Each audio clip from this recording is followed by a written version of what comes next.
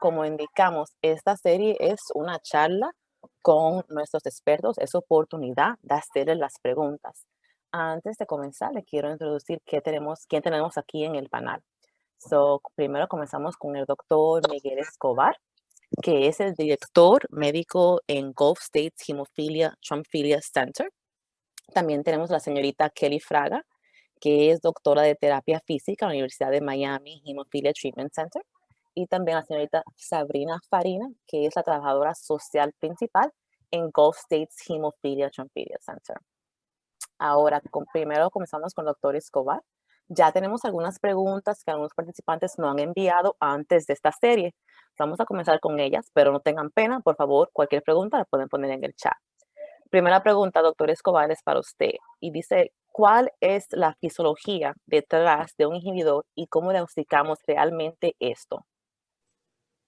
Ok, bueno, buenas tardes. Gracias, Rosaura. Y acerca de los inhibidores, lo que es la fisiología, o sea, cómo se forma un inhibidor, pues esto es una cuestión de tipo del sistema inmunológico, ¿no? Lo que ocurre es que en las personas con hemofilia A o B, como ya sabemos, no producen factor 8 o factor 9. Entonces, en el momento de se les empieza a inyectar el factor 8, el factor 9, porque bien sea por un sangrado o para prevenir un sangrado cuando están muy pequeños, el sistema inmunológico no va a reconocer ese factor 8 o ese factor 9, porque no lo están produciendo. Y entonces va a reaccionar a ese factor, simplemente porque no lo reconocen. Una persona que no tiene hemofilia hace su propio factor 8 y 9, el cuerpo lo está reconociendo todo el momento desde que nace. Pero el que no tiene hemofilia, entonces ese factor 8 o 9 que se le inyecta, lo va a ver como extraño en el cuerpo. Es algo que no lo va a reconocer, entonces en algunas personas reacciona y es cuando se produce el inhibidor. Pero es todo así a nivel del sistema inmunológico. Ahora, ¿cómo diagnosticamos ese inhibidor? Pues generalmente lo que ocurre es que el niño o la persona con hemofilia que está desarrollando un inhibidor deja de responder al factor 8 o al factor 9. Está sangrando y a pesar de darle factor, no sigue respondiendo, sigue sangrando. Entonces, eso es una clave que nos puede indicar de que un inhibidor se esté desarrollando. Porque cuando el inhibidor aparece, ¿qué quiere decir eso? Quiere decir que ese anticuerpo va a bloquear cualquier cantidad de factor 8 o de factor 9 que se le administre a esa persona y no va a servir para nada. Entonces hay que utilizar otro tipo de medicamentos para poder tratar el inhibidor. Listo, gracias. Y también con esa pregunta, ¿en qué se diferencia un inhibidor en hemofilia A y a la B? Sí, los inhibidores pues se pueden presentar en ambos, en la hemofilia A como tanto en la hemofilia B. Son más frecuentes en la hemofilia A, por ahí hasta un 30%. En la hemofilia B es de un 3 a un 5%, o sea, es mucho menor. Ahora, ¿cómo se desarrollan? Son muy similares, ¿no? Generalmente se desarrollan muy temprana edad, cuando empiezan las primeras inyecciones de factor 8 o de factor 9, en los primeros meses de vida, cuando se les empieza a inyectar. Ahora, pueden presentarse ambos con sangrados porque no responden, pero hay unas características especiales a veces del inhibidor del factor 9 o la hemofilia B. Muchos de estos pacientes pueden desarrollar alergias severas, lo que llamamos anafilaxis, que son cuando se le inyecta el factor, el paciente puede o la persona puede empezar a tener síntomas de dificultad para respirar o a veces pueden hacer hasta un shock, se pueden desmayar, pueden sentir caloreos, fiebre, dolor de cabeza y eso puede ser un síntoma de que está desarrollando un inhibidor. Pero de nuevo, esto solo se ve con la hemofilia B o cuando se administra el factor 9, pero no todas las veces. De resto, las características y la forma de diagnosticarlo es muy similar entre ambos. Ok, gracias. La siguiente, permítame aquí en lo que la leo. ¿Se han identificado factores de riesgos particulares que hacen que las personas sean más susceptibles a desarrollar de un inhibidor? Sí, esa es una pregunta muy importante porque pues hay algunas variables que conocemos y hay muchas que desconocemos. Una de las más tal vez se podría decir de mayor riesgo es lo que llamamos la mutación genética. O sea, ya sabemos que cuando alguien tiene hemofilia se le pueden hacer estudios genéticos y nos dice exactamente dónde ha habido el daño en el factor 8, en el factor 9. Entonces hay unas mutaciones, unos daños genéticos muy específicos que pueden poner a la persona a riesgo de desarrollar inhibidores. Y como ya mencioné, es más frecuente en la hemofilia A que en la hemofilia B. Ese es uno de los factores de riesgo que nos puede ayudar o una de las variables que podemos tener para tener algo de sospecha que la persona puede desarrollar un inhibidor. Ahora, otro factor de riesgo que es muy alto es cuando ya existe un familiar primario en la casa.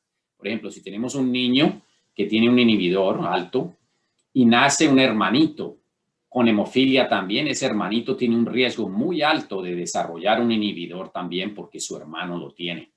Entonces, esos son factores de riesgo altos y tal vez son los más conocidos en este momento. Gracias. La siguiente pregunta ¿es normal que los números del laboratorio sean siempre los mismos o que cambien?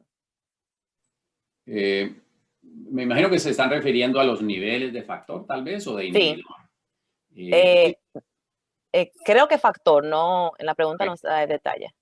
Bueno, si es en los niveles de factor, esos niveles no deben de cambiar. Así la persona pues vaya creciendo. Si nace con una hemofilia severa, va a estar con una hemofilia severa toda la vida.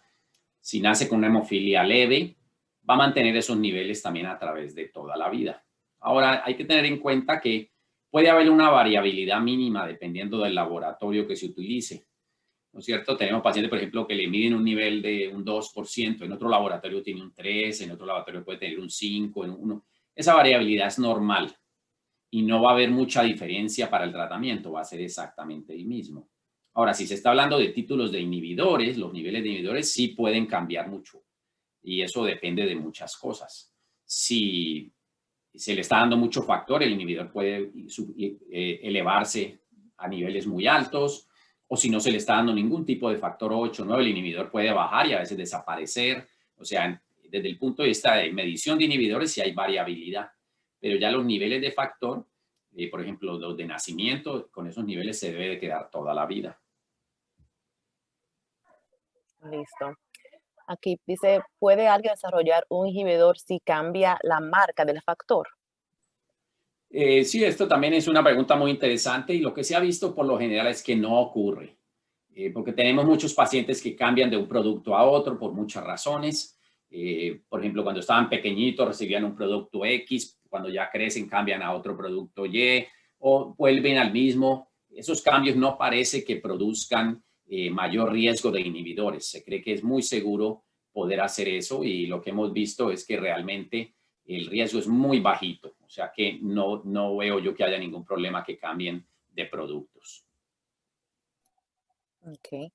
Y aquí dice, ¿cómo cambia el tratamiento una vez que alguien recibe el diagnóstico de un inhibidor? ¿Y cómo se elimina un inhibidor? Y también, ¿algo de esto depende de la gravedad de la hemofilia? Sí, la primera pregunta acerca de cómo cambia el tratamiento del inhibidor. Entonces, como ya mencioné, una vez se desarrolla un inhibidor, que los que llamamos inhibidores de alta respuesta, ya el factor 8 y el factor 9 no va a servirles, ya no funciona, entonces no se debe administrar, porque por un lado no le está haciendo efecto y por segundo, pues realmente se está gastando dinero que no va a producir nada. Entonces no se debe usar el factor 8 y el factor 9.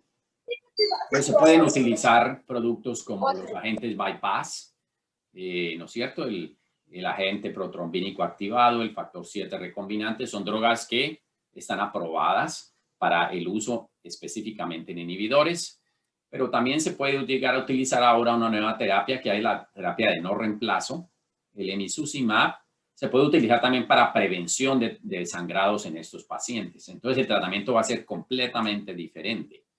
Ahora, la segunda pregunta es, ¿cómo se erradican o cómo se quitan esos inhibidores?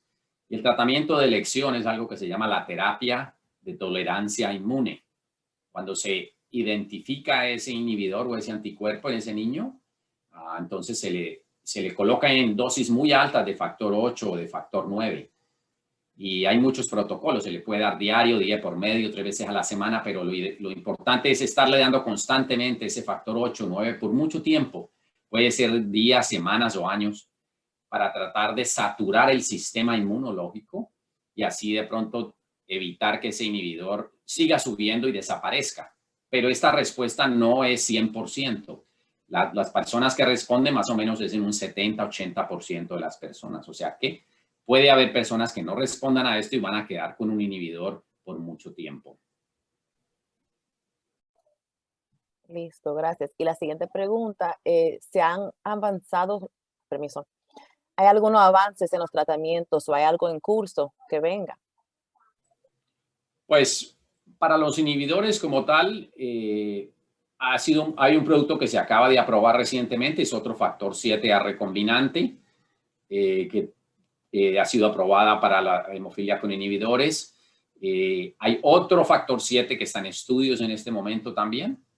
Como ya mencioné, el otro producto es el emicizumab, que hace poco también salió al mercado. Pero tenemos otras moléculas también que pueden llegar a ser efectivas, que en este momento están en estudios clínicos, no ha sido aprobada, que es el fitusiran, es otra molécula, el concizumab es otra molécula también. Son dos que en este momento están en estudios clínicos. Entonces tenemos que esperar los resultados de los estudios clínicos a ver si aprueban estos dos medicamentos. Pero estos medicamentos ambos pueden servir para la hemofilia A como la B con inhibidores, que entonces es también muy bueno, porque en este momento, pues, para la hemofilia B con inhibidores no tenemos muchos productos. Y pues habría que esperar a ver si de pronto la terapia génica pudiera llegar a ser efectiva en los inhibidores. Todavía no lo sabemos. Tenemos que esperar de nuevo más resultados. Y hay otras terapias que están todavía más temprano, ¿no? Todavía en unos desarrollos muy iniciales, que pudiera llegar a servir también los inhibidores. Tenemos entonces que esperar los resultados de esos estudios también. Pero yo creo que con el tiempo vamos a ver nuevas moléculas que van a ir saliendo. Gracias. Antes de seguir a nuestro siguiente participante en el panel, quería pedirle para los que están aquí, si tienen alguna pregunta para el doctor Escobar, por favor, si quieren ponerlo en el chat o si se quieren quitar de mute. Okay. Vamos ahora, doctor Escobar, gracias. Vamos a seguir con la señorita Kelly Fraga. La primera pregunta que ya tengo aquí es, ¿cómo cambia su tratamiento de fisioterapia entre los pacientes que tienen un inhibidor y a los que no tienen? ¿Qué es la diferencia de ahí? Bueno, muchas gracias por tenerme aquí primeramente. Primeramente, siempre es mi meta darle el mismo tiempo y el mismo consejos a todos mis pacientes, no importa lo que tengan.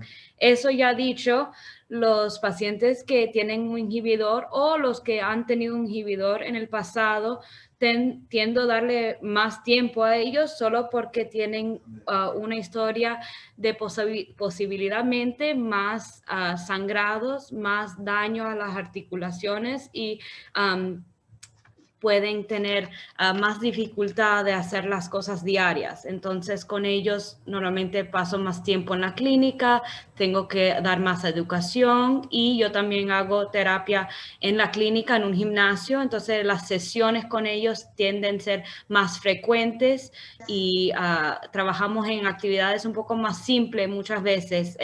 El balance es algo que siempre quiero ver mucho con los que han tenido inhibidores, porque se afecta mucho, especialmente si han tenido muchos sangrados en las piernas.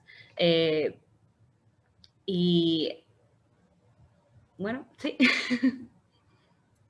Gracias. Entonces, conseguir con esa pregunta aquí, o sea, ¿cómo cambia el tratamiento en lo que uno envejece? Tengo mis notas aquí. Sin pena, toma tu tiempo.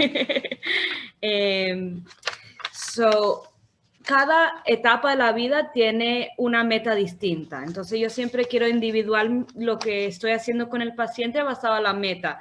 si son un niño, mayormente lo que quieren hacer es jugar en educación física en el colegio, ir al parque, estar en grupos de ejercicio, en grupos de equipos. Entonces, más bien me enfoco en eso. ¿Cómo podemos hacer que ellos puedan participar en lo más que puedan con sus amigos? Entonces, enseñarle cómo hacerlo seguro, enseñarle cómo usar cosa de protección dependiendo de en lo que quieran hacer, si es fútbol, protegiendo las piernas, si es béisbol, protegiendo, siempre usando casco, cosas así. Después, cuando ya son adolescentes, más bien se va de haciendo cosas en grupo, con amigos, en deportes, a qué voy a hacer yo para mantener mi ejercicio todos los días individualmente, porque ya no tienen el colegio, ya eso se fue. Entonces quiero encontrar para ellos qué va a ser lo que les guste a ellos hacer, porque solo van a hacer lo que les gusta. Entonces encontramos si es yendo al gimnasio, si es haciendo, caminando, si es bicicleta, lo que le va a hacer ellos, hacer ejercicio lo más que puedan. Entonces enseñando más a base de eso. Y después ya para los que son mayores y especialmente los que han tenido inhibidores que algunas veces tienen articulaciones un poco con más desgaste, es cómo pueden hacer su trabajo en lo que tenga que hacer y hacerlo con seguridad y encontrar también ese ejercicio que sea bueno para ellos. A lo mejor solo es caminar con el perrito o es poder hacer las cosas de la casa, bañarse, lavar la ropa, sacar, todo eso con seguridad, porque poder caminar dentro de la casa, poder moverse independientemente es lo más importante. Entonces nos enfocamos en eso y tratar de que no tengan el mínimo dolor. Okay. Y por casualidad, ¿hay algunas cosas en particular que sean más preocupantes para un niño o con un inhibidor o para un adolescente o para un adulto en cada etapa?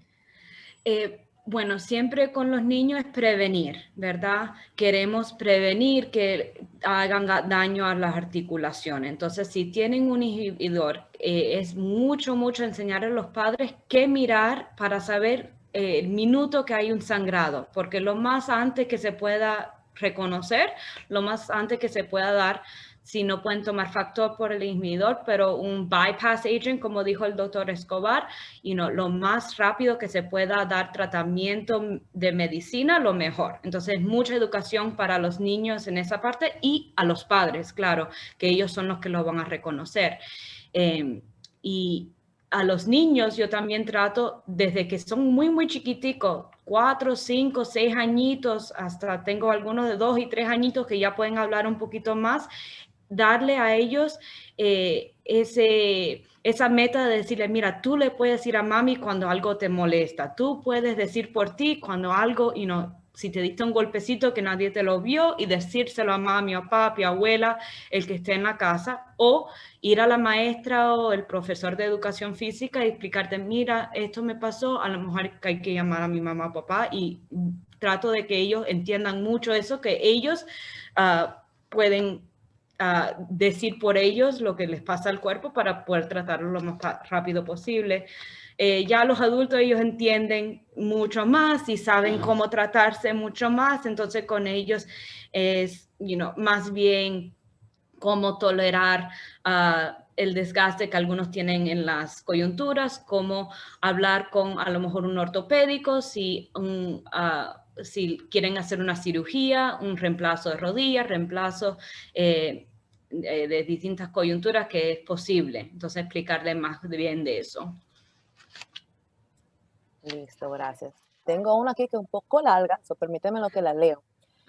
Muchas personas tienen el placer de utilizar las terapias nuevas y pueden ser más activas que en el pasado. ¿Cuál es su consejo número 1 para aquellas personas que pueden ser más activas que nunca? ¿Cómo se pueden evitar echar para atrás? Sí. Es increíble lo que ha cambiado el emicizumab con los pacientes que tengo ahora de inhibidores de factor 8.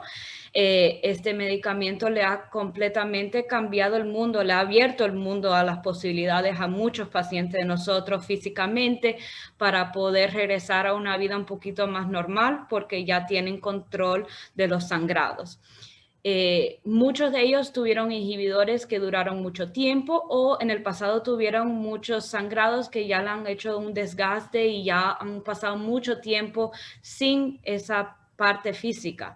Entonces, lo que yo siempre le digo es tomarlo poco a poco. Mi consejo es siempre darle tiempo y enfocarse en las básicas, en el balance, en la fortaleza, en hacer las cosas con tiempo. Si antes de desarrollar el inhibidor estaban haciendo tenis 3 veces a la semana y también yendo al gimnasio, haciendo todo esto con su factor, pero hace 2, 3 años que no lo han hecho, no pueden regresar a ese día que pararon. Tienen que dar pasitos. Primero se gatea, se dan pasitos, entonces se corre. Hay que darle tiempo y puede ser frustrante ese tiempo, pero siempre desarrollar la fortaleza con tiempo y siempre con la guía de quien sea tu fisioterapeuta en tu centro y hablar con ellos para que te den una guía de, no va a ser días, pero de semanas y meses para regresar a ese tipo de actividad físico. Listo, o sea, poco a poco. Uh-huh. Ok, aquí tengo la pregunta final. ¿Existe alguna diferencia en la salud de las articulaciones entre las personas con hemofilia que tienen inhibidores a las que no tienen? Sí, bueno, las articulaciones de todo el mundo fisiológicamente empiezan igual, pero si tienen un inhibidor, lo que pasa es por una serie de tiempo no pueden tener ese factor que les previene o que trata los sangrados. Entonces, con más sangrados más fuertes que demoran más tiempo, pueden hacer más desgaste a las articulaciones. El cartílago se desgasta, tienen más dificultad de movimiento en esas articulaciones. Entonces, los que han tenido inhibidores, yo veo que tienen articulaciones algunas veces con más artropatía y algunas veces tienen más número de articulaciones con esa artropatía que alguien que nunca ha tenido un inhibidor. Entonces, los que nunca lo han tenido, siempre tuvieron prevención de sangrados y entonces ellos suelen tener a lo mejor una coyuntura, una articulación que les da sangrados, pero no varios. Los que tienen inhibidores normalmente son varios y un poco más fuerte el desgaste. Listo, gracias, Kelly. Por lo que he visto, no he visto ninguna pregunta o nada así por el chat. Parece que están un poco tímidos. So, voy a continuar con la señorita Sabrina y voy a dejar las preguntas para el final.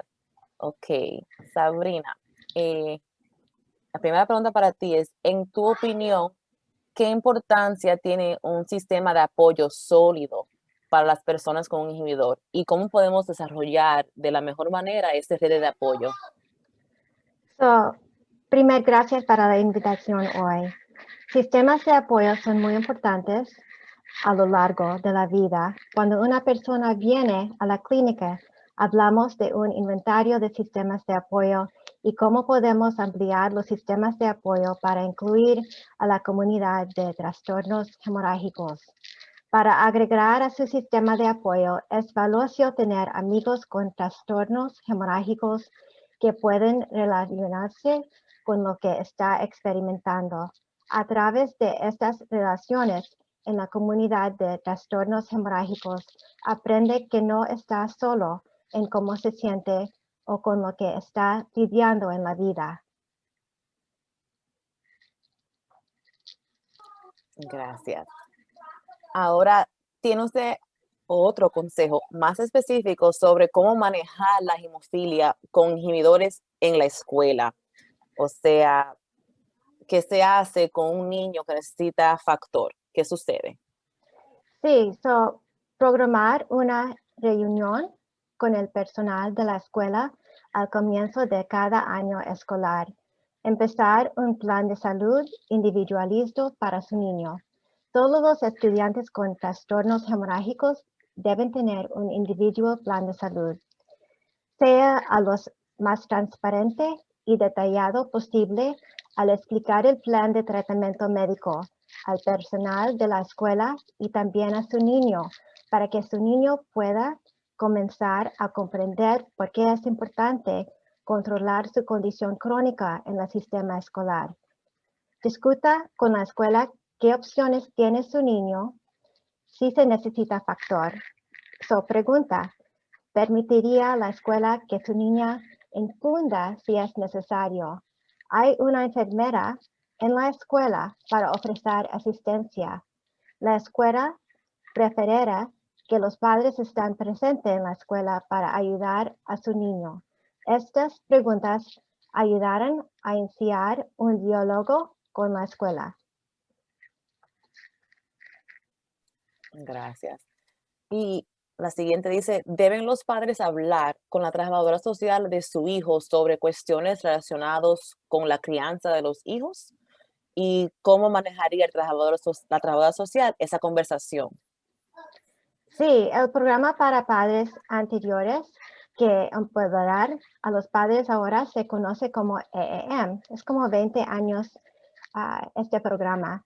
Mentes energizantes y fortalecedoras. Ayuda a los padres a aprender de otros padres, maestros y trabajadores sociales cómo disciplinar a los niños con una condición crónica y ayudar a desarrollar habilidades de liderazgo en los jóvenes. Los padres además aprender acerca de años emocionales y de desarrollo en un niño. También hay un programa separado para criar a un adolescente con un trastorno hemorrágico. Gracias. Esta siguiente pregunta dice, ¿cómo se puede apoyar a un familiar que tenga hemofilia con un inhibidor activo o tolerado? Sea el papá apoyando o el primo, pero ¿cómo se puede apoyar mejor?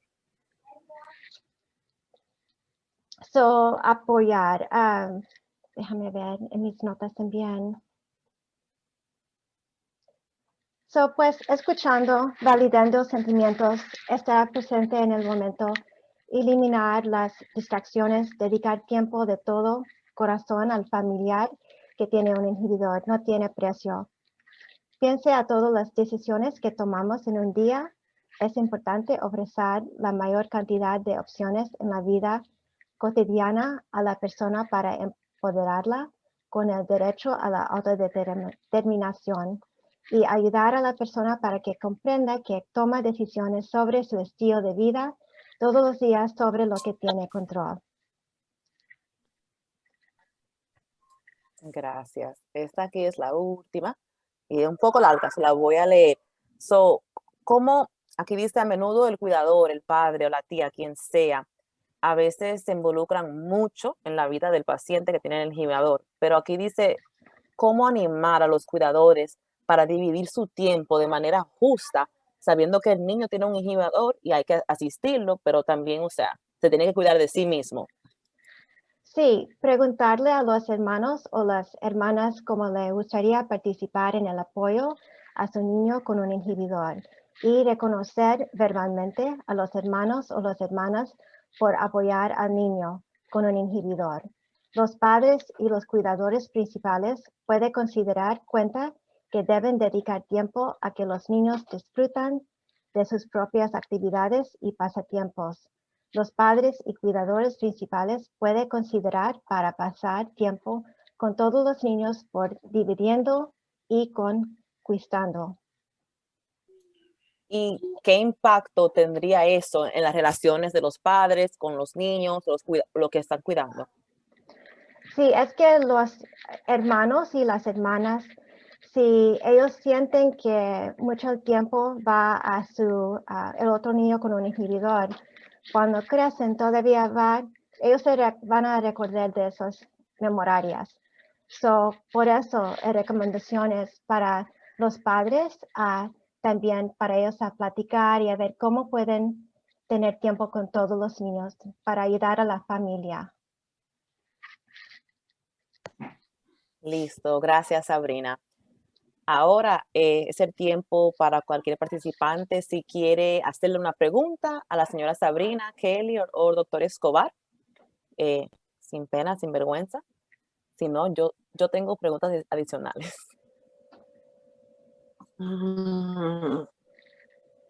Cristina.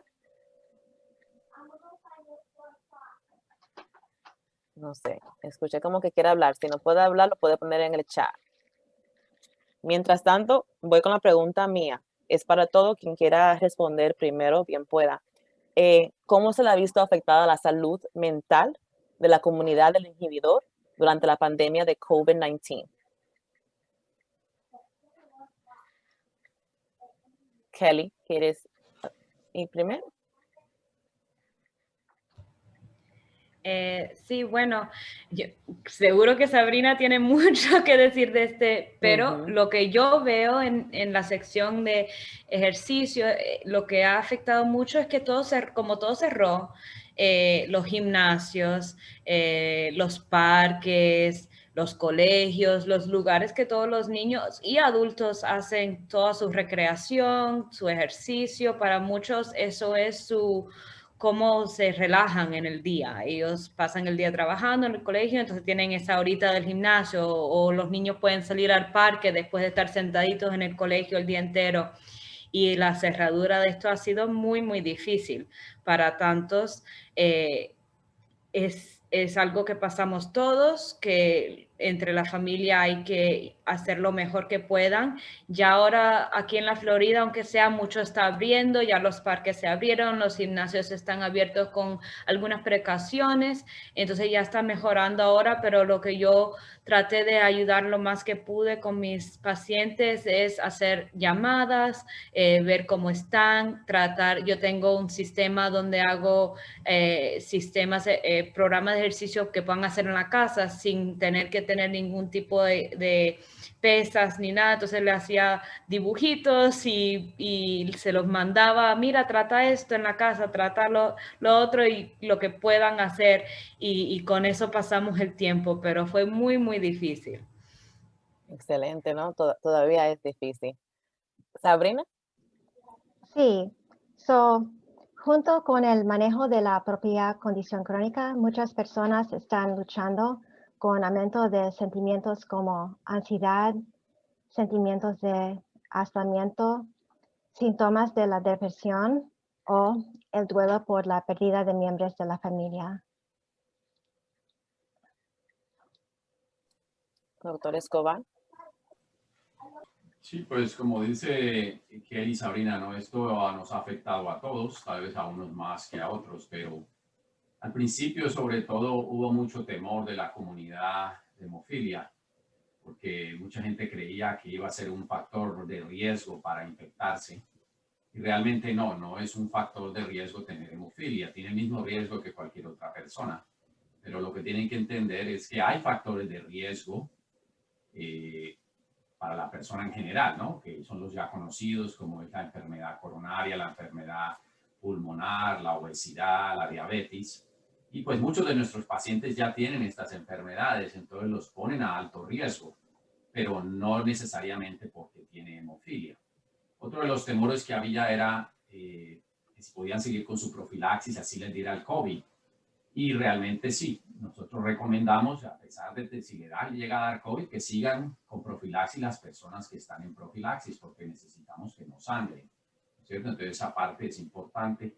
Y lo otro temor que hubo al principio también era que si el factor se iba a acabar, que la gente quería tener cantidades de factor en sus casas, pero se vio que realmente no hubo ningún tipo de problema. La distribución, la producción, todos los sistemas de transporte funcionaron muy bien, por lo menos hasta donde yo tengo entendido, en la mayoría de los centros, y las personas no necesitaban pedir más de lo que generalmente pedían a sus farmacias, a sus centros de salud, porque no hubo un problema para nada con la producción o distribución del factor. Hoy en día seguimos igual, ¿no es cierto? Pues con las mismas precauciones, porque todavía seguimos con la pandemia.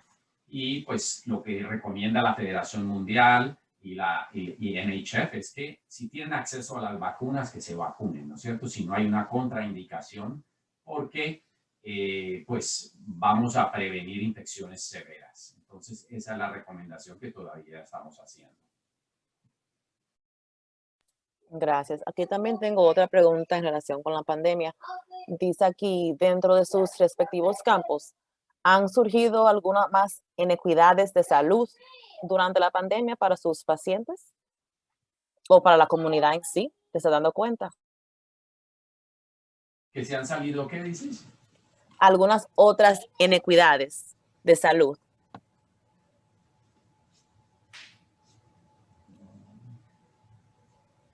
¿Cómo qué sería eso? No entiendo bien. Como, my English, health equity. O sea, si se ha dado cuenta, por ejemplo, que algunos pacientes no tienen acceso a las mismas cosas que otros pacientes tengan y que eso vino a la luz por la pandemia. Ya.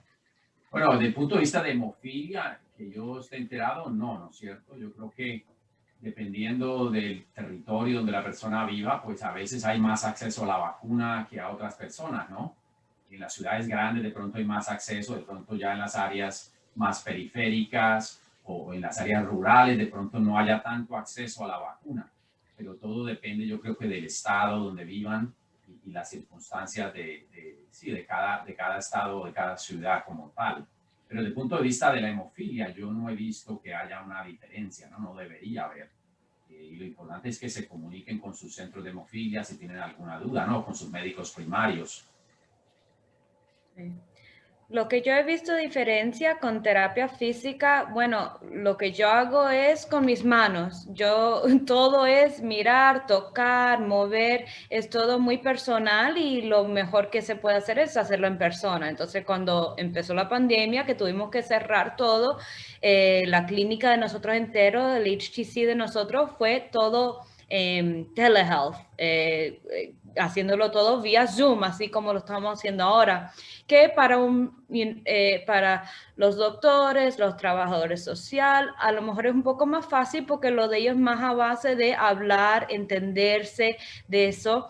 Claro, los médicos no pueden escuchar el corazón o los pulmones, pero eso no lo que estamos viendo con hemofilia. Lo que estamos viendo son las articulaciones, cómo se mueven, cómo están caminando, el dolor, dónde en esa articulación exactamente tienen algún dolor o tienen un poco de inflamación. Entonces eso es lo que yo hago, mirar y nada es mejor que mis manos y tocando. Entonces cuando empezó todo para mí es muy difícil y eso fue lo más difícil para mí con la terapia, es no poder estar ahí en persona, pero hay que superar y hay que hacer lo que se pueda en el momento y por Zoom, le pido a todo el mundo que pongan la cámara en el otro lado del cuarto para que pueda ver el cuerpo entero, mirar, hacemos ejercicio juntos vía Zoom, estamos moviendo, especialmente con los niños que es tan difícil hacer que ellos hagan un movimiento solo con hablarlo.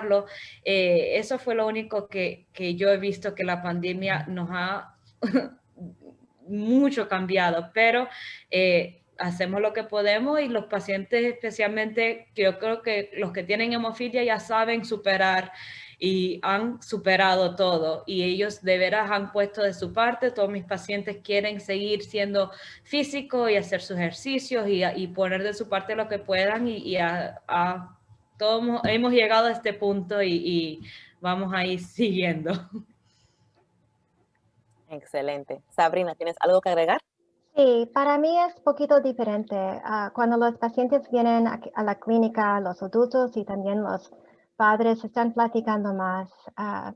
Van desde el desempleo hasta menos horas de trabajo, familias que tienen que trabajar con un presupuesto financiero más reducido para administrar su costa de vida y dolor por la pérdida de miembros de la familia. Pueden ser tiempos espantosos. Y también en la comunidad hay recursos para ayudar a las familias. Aquí en todas las ciudades, estados y también nacional tenemos recursos de COVID-19, pero mucha ayuda y de gratis para todo ayudar a las familias y adultos.